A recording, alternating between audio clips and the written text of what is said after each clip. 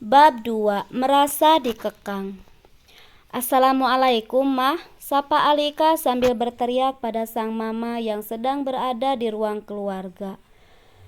Waalaikumsalam, sayang.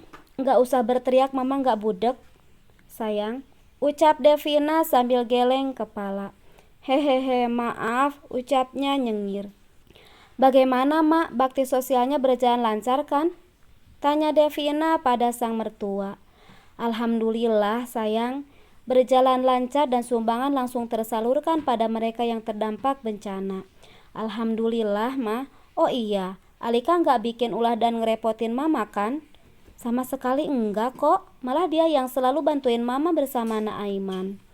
Oh iya, Aiman mana, Mak? Aku mau ngomong sesuatu sama anak itu. Ada di depan bersama Mang Damin.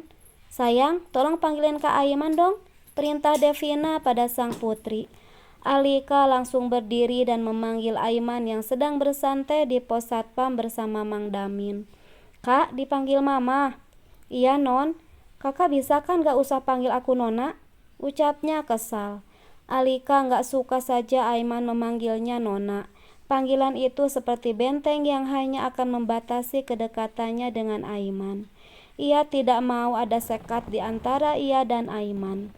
Mohon maaf, Nona, kalau begitu aku harus panggil apa? Panggil aku Alika saja, ucapnya.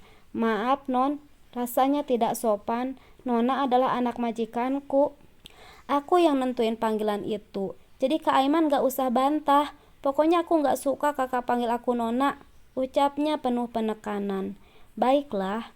Alika tersenyum manis pada Aiman, senyuman yang membuat jantung Aiman berdebar. Astagfirullahalazim, gumamnya sambil menundukkan kepala. Ya Allah, jagalah hati dan mata hamba. Aiman mengusap kasar wajah. Ia berjalan di belakang Alika. Bagaimana, Nak? Betah kan kerja di sini? Tanya Devina sambil tersenyum ramah. Alika tidak menyangka kalau sang mama memperlakukan Aiman dengan ramah. Alhamdulillah, Bun, dijalani saja, semoga betah, ujarnya sambil tersenyum manis dan sopan pada Devina. Senyum yang mulai disukai Alika. Alika belum tahu kalau Aiman sangat dekat dengan kedua orang tuanya juga sang oma. Aiman kecil sekitar umur 3 tahunan sering diajak sang kakek ke rumah ini. Saat itu Devina dan Abizar baru saja menikah. Kehadiran Aiman kala itu membuat Devina bahagia karena sebelumnya tidak ada sesuatu yang dapat ia kerjakan di rumah sehingga dirinya bosan. Atas izin Abizar dan Ambar, ia meminta Pak Agus untuk membawa Aiman kecil ke sini setiap hari untuk mengajaknya bermain dan jalan-jalan menghilangkan kebosanan. Bahkan Aiman selalu diajak Ambar dan Devina mengunjungi Rayyan dan bermain bersama putra sambungnya itu. Aiman juga disuruh Devina memanggil Bunda seperti panggilan Rayyan pada Amirah. Hingga sampai sekarang panggilan itu tetap sama. Kak Aiman kok panggil mama dengan panggilan Bunda? Tanya Alika heran. Iya sayang, Aiman ini sudah seperti anak mama sendiri sama halnya kakakmu Rayyan dan Renata. Alika mengangguk seperti atas penjelasan sang mama. Alika mengangguk mengerti atas penjelasan sang mama. Ia hanya tidak menyangka saja kalau sang mama sedekat itu dengan Aiman. Oh iya, Nak, semoga betah ya. Bunda berharap kamu bisa menjaga dan membimbing Alika.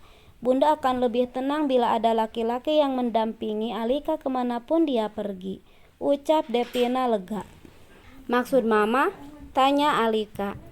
Ia sama sekali belum mengerti arah pembicaraan sang mama dengan Aiman.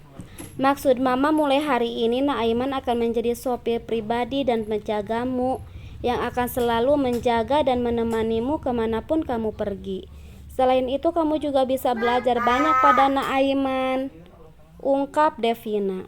Kok bisa? Berarti aku bakal terkekang lagi dong. Ayolah Ma, aku sudah bosan di rumah karena tidak punya banyak teman. Berharap saat kuliah mendapatkan banyak teman. Tapi kalau Mama selalu membatasi pergerakanku dengan menyuruh Kak Aiman mengawasiku terus, aku bisa apa? Ucapnya kesal. Ia berusaha menahan air matanya supaya tidak menangis padahal matanya sudah berkaca-kaca. Non Alika tenang saja, aku tidak akan menampakkan diri di hadapan teman Non Alika.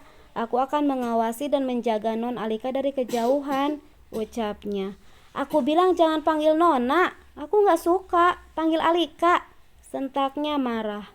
Aiman langsung terdiam saat Alika membentaknya. Alika, gak usah pakai membentak Aiman, tetap hormati dia, apalagi dia lebih tua darimu, ucap Ambar menasihati. Maaf, lirihnya. Tidak apa Oma, aku yang salah. Alika sudah sejak tadi menyuruhku memanggilnya hanya nama, tapi aku masih canggung, jujurnya. Maaf Aiman, tolong turuti saja, panggil nama saja ya. Bunda sama sekali tidak keberatan. Lagian anggap Alika seperti adik kamu sendiri, ujar Devina.